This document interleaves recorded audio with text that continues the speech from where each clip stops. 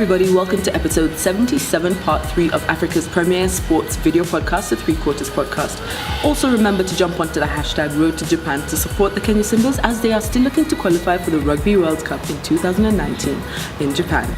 I'm Jimmy Duffield. And I'm Ngaro Kamuya. So, special World Cup segment. Yeah. Day 2 of 3. Yeah. So we start off with Group A. Yeah. Russia versus Egypt. Russia winning that 3-1. Then Uruguay versus Saudi Arabia. Uruguay winning that 1-0. Then we moved to Group B, where we had Portugal versus Morocco. Portugal pipping Morocco 1-0. Yeah. And this means that Morocco have lost 7 of their last 9 World Cup matches. They won 1, drew 1. But to score, basically failing to score in over half of those games. Yeah, so I mean, Portugal, 4th minute goal by Cristiano Ronaldo. He's stamping his, I think, authority on this tournament. I must say that as much as people didn't expect this to be an exciting tournament, it is turning out to be an exciting tournament. Morocco, they have a couple of good guys. Ziyech is the one who stood out for me, but unfortunately they're being unable to convert the chances. So it's pretty certain now Morocco are going home. Portugal have just bolstered the chances of going into the second round. So we also had in Group B, Iran versus Spain, where Spain won that game 1-0. And then we move on to Group C, where Denmark versus Australia ended in a 1-1 draw. France versus Peru. France beat Peru 1-0. Then we move to Group D, where Argentina versus Croatia. I don't think people expected Croatia to win that game 3-1. I mean, Argentina have failed to win either of their opening 2 group stage matches for the first time since 1974. And just to confirm, actually, it's 3-0, not 3-1. Oh, sorry. No, it says 3-0. I promise it says 3-0. They lost 3-0 to Croatia. Ivan Rakitic and Luka Modric having a blind of a game. But then just goes on to add on to the debate of Messi, and Messi is unable to replicate his form for club. And I have always said the great players are able to replicate form for club and country. So Argentina, despite their stellar cast, despite the superstars on their team sheet being unable to deliver on the day, and Croatia just showing that football is a team sport. And Luka Modric said as much. Lionel Messi, brilliant individual player, but Argentina need to remember that this is a team sport. So the next game in Group D was Nigeria versus Iceland, where I think a lot of Africans were definitely looking forward to watching this game. Nigeria winning that game 2-0. All of 6 Nigeria's wins at the World Cup have actually come against European opposition, and they've kept a clean sheet for 5 out of those 6 games. Nigeria. They're going to be the darlings of Africa, I think, in this tournament. Them together with Senegal. Convincing performance versus Iceland. Remember, we've talked about Iceland being the darling of this tournament, having held Argentina to a 1-1 draw. But Nigeria being able to pip Iceland and boosting their chances of getting into the second round. So, of course, their last game versus Argentina is going to be the deciding factor.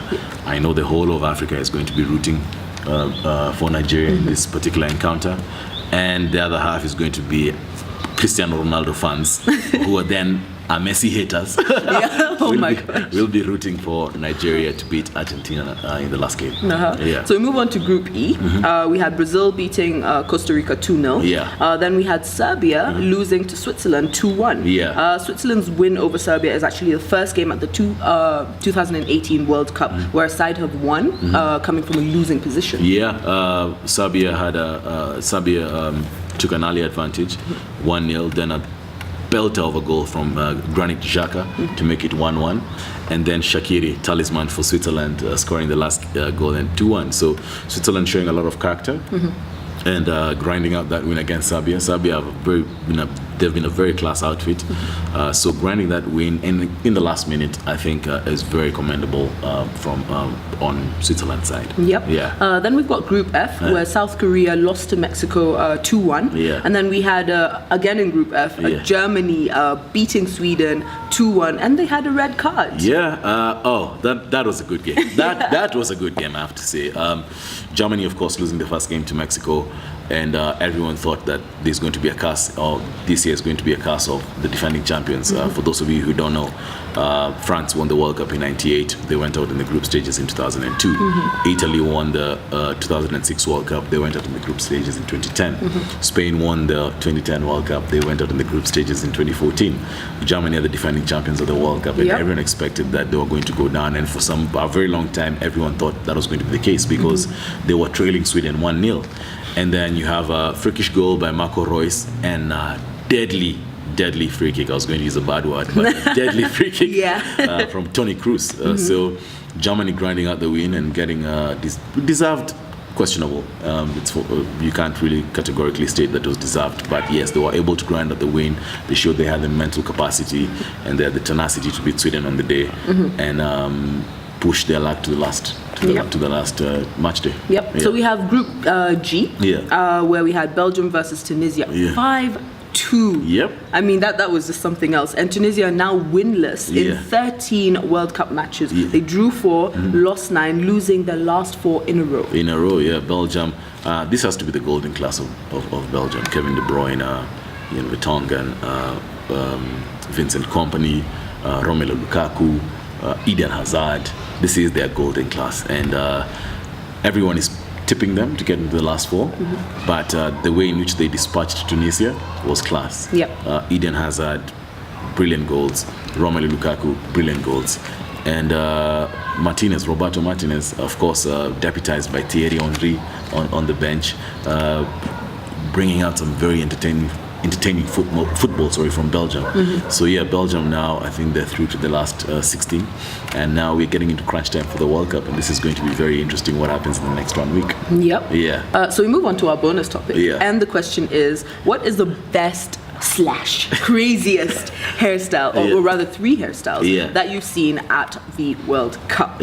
So my 3 are, and I hope I get these names right, Carlos Valderrama, with his there's this poof that he had. I mean, I don't know, this blonde, mass of hair that he had on his head, and that is just something else. You're just like, okay.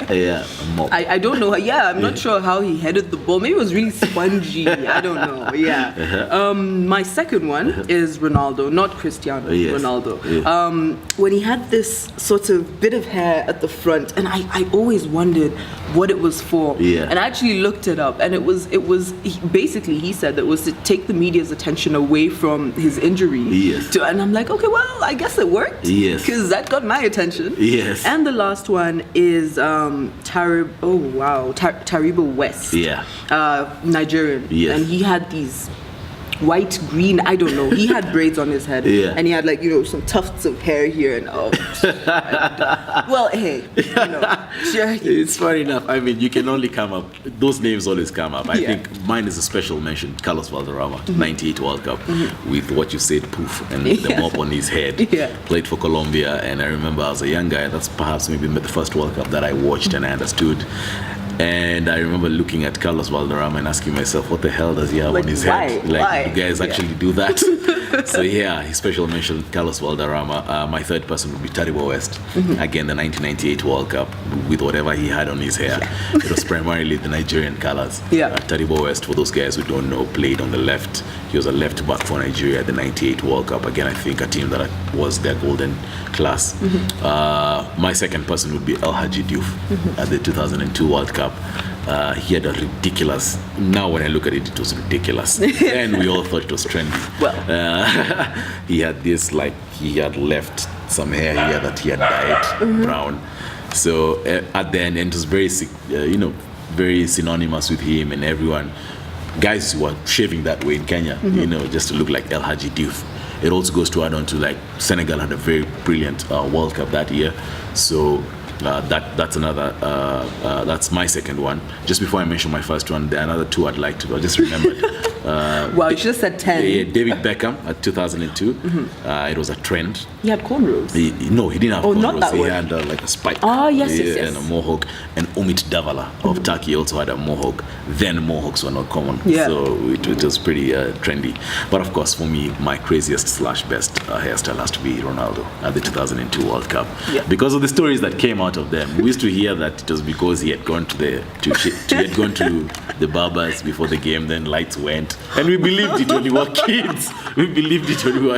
No. But the true story is what you actually said. Ronaldo was coming off an injury, so he needed to divert attention, and they were getting into the penultimate stages of the World Cup. I think he shaved that way just before the semi-finals against Turkey.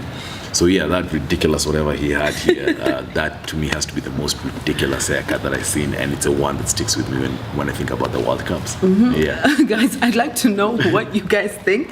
Do you have any more that we haven't highlighted? Yeah. Remember, you can tell us by following us on social media. That is by following us on Instagram, liking our page on Facebook, and subscribing to our YouTube channel. I'm Janine Duffield. And I'm Nora Kamuya. See you next week for episode 78. Guy.